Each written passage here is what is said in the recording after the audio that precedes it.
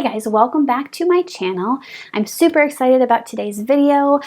We are going to have a conversation about two of my favorite resources for commercial artists and illustrators, and they are the Graphic Artists Guild Handbook for Pricing and Ethical Guidelines, which if you have watched my channel for any length of time at all, you know I mention this in practically every single video, so it's obviously something that I use a lot personally and I can't recommend it enough. And then my new favorite resource, the Creative Career Path Handbook, process for striking the balance between art and money. So we're going to talk about both of these today, and each of these in their own way are more practical, business-oriented books, so they're not about the same thing. They're pretty different. We'll talk about how. But they're definitely more business oriented, and they're useful for commercial artists. So if your aim is to do more like fine art or gallery work, there will still be some valuable stuff for you in this video, but it will definitely be more suited for illustrators or designers, or for artists who want to use their work for commercial purposes in some way, shape, or form. All right, so before we dive into the meat of the video, I do want to do a quick shout out to my patrons. Thank you very much for supporting my channel and for making these videos possible. So I don't have corporate sponsors, even though I'm talking about two different published things today. This is not a sponsored video. The only people who sponsor my channel are you guys. So if you value the videos that I make, if you want to continue to see them pop up week after week, and especially if you'd like to see me doing more of them and be able to commit to having a new video every single week instead of just a few times a month, then please do consider supporting my channel on Patreon. There are multiple different levels. Even just the $1 pledge makes a big difference if enough people do it. And then if you want to get more into it and pledge a higher amount, I have monthly live streams and also a quarterly surprise art pack that has limited edition prints and stickers and all kinds of cool stuff in it. So, and they're things that I don't offer anywhere else. So they're not in my shop. It's the only way to get them. So yes, thank you to everybody who is already supporting me that way.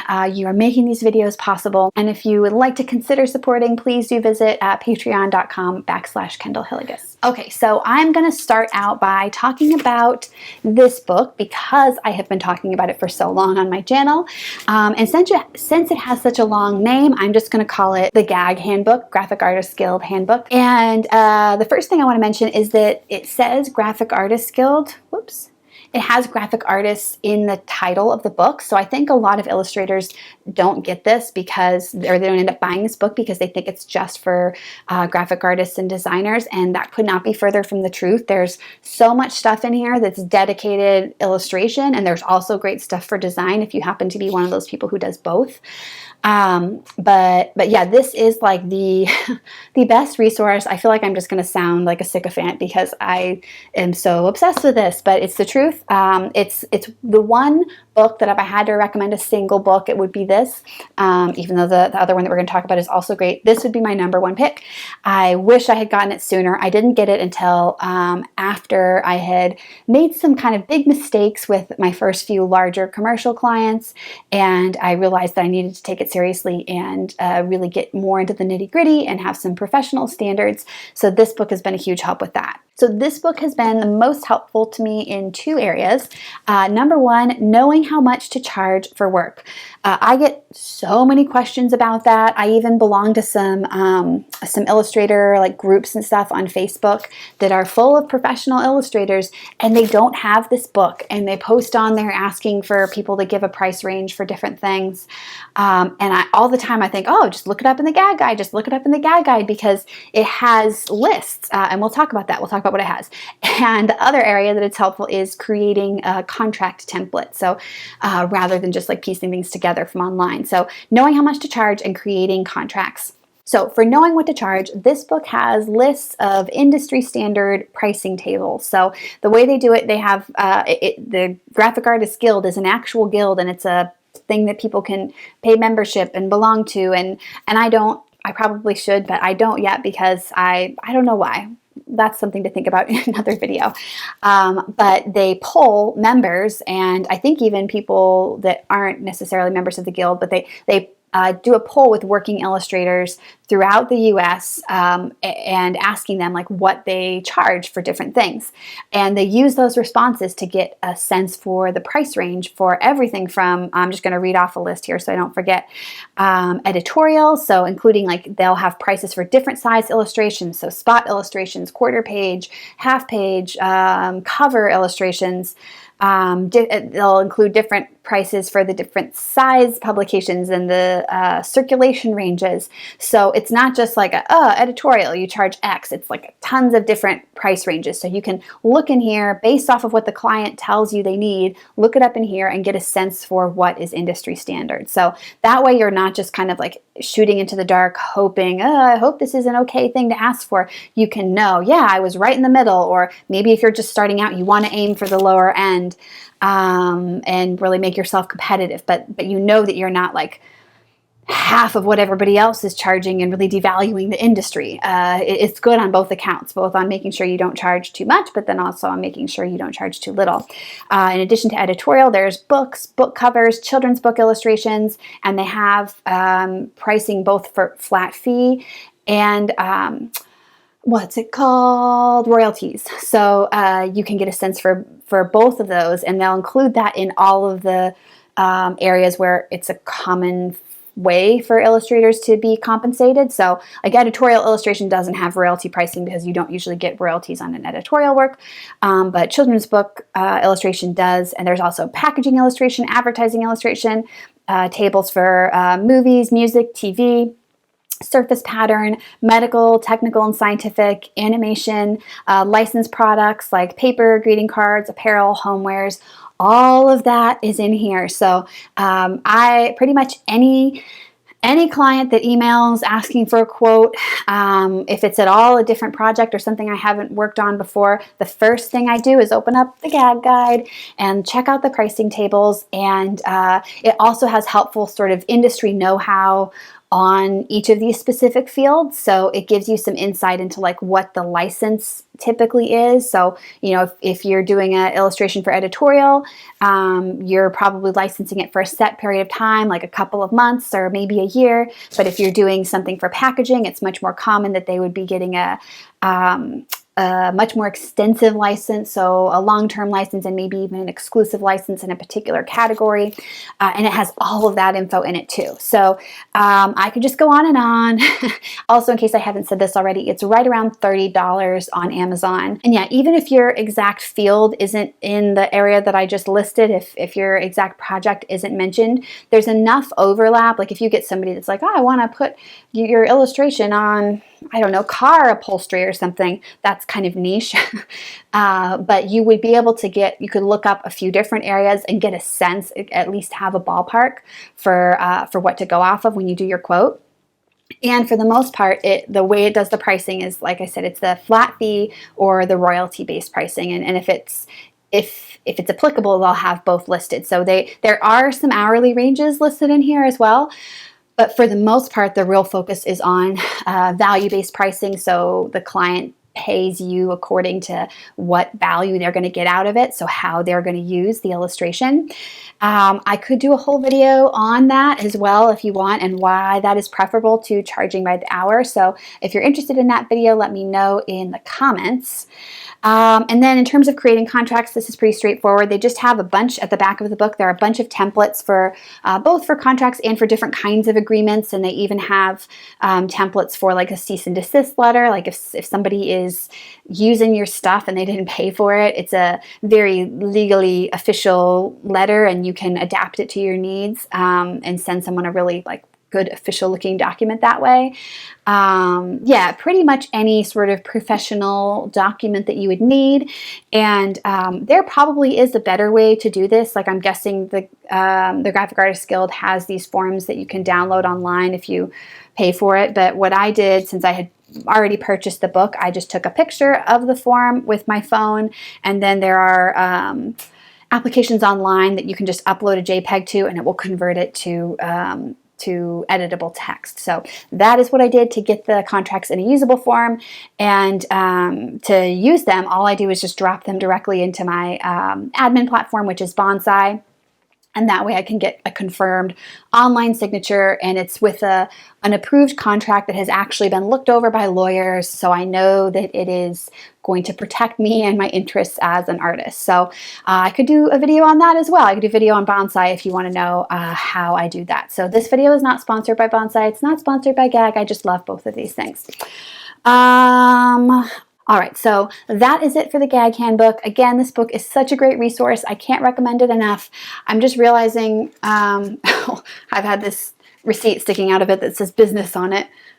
It's from the post office from like 2 years ago. Okay. Anyway, this was my 2014 copy. No, 14th edition copy. I don't remember when I actually got it, but I have the newest edition now. If you have this old one and you're on the fence about whether to get the new one, this is the last thing I'll say about it. The tables really are not that different, unfortunately. So it looks like price ranges have not really increased since the last time this was put together. So I still sometimes use this one accidentally instead of the more updated one, as I have clearly just grabbed it as my demo in this video. So that's it for the gag handbook. And that will be linked in the description box. All right, and now for my new favorite commercial artist resource. This is the Creative Career Path Handbook, and I feel kind of silly right now mentioning this because this is one of those podcasts, the Creative Pep Talk podcast. This was made, I should backtrack, whoa, okay. This book was made by Andy Miller, who goes by Andy J. Pizza, who has a podcast called Creative Pep Talk, and I'm sure all of you guys have already heard of it and have already been listening to it for a long time, but I tend to get like in ruts with my podcasts and audiobooks, and people will mention things to me, and I'm like, no, I don't have time for that. I'm committed to this podcast that I'm listening to right now, or whatever. And so I had heard of Creative Pep Talk, but had never made a point to listen to it until Fran did an episode, and then of course I had to listen to Fran's episode, and I loved it because it was Fran, but I also was like super into the stuff that Andy was saying, so I decided to listen to some more. And the last like 6 weeks, I have basically just been binge listening to all of the back episodes. So if you haven't listened to it yet, I guess that's the first thing. If you haven't listened to it yet, you're in for a treat because you have weeks worth of content that you can listen to while you're working, and it's all just like so helpful, so relevant, really inspiring.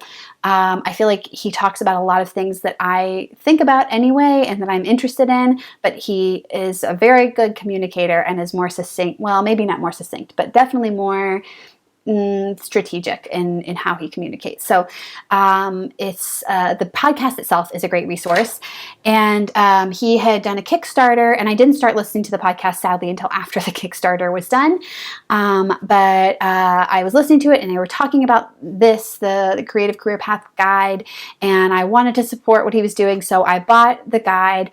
And again, I'm not going to open it because I don't want to give away the content there, but I am going to tell you about it. It's basically a strategic step-by-step approach for figuring out how to build a creative business. So how to make a living from your art. And his main focus is on really targeting your side projects or your personal work to take you in the direction that you want to go in professionally. And as I've said, that's something that I have been doing already, had been doing for a few years, but I had never heard anybody say like, this is what you should do and this is why you should do it that way. So it was really helpful, even though that's, I feel like something I already have done. I still found this process really helpful for like reflecting and refining. And no matter where you are in your career, at least this is my belief, you can always grow and you can always improve. So even though I felt like this was my mindset, this just like took it to the next level.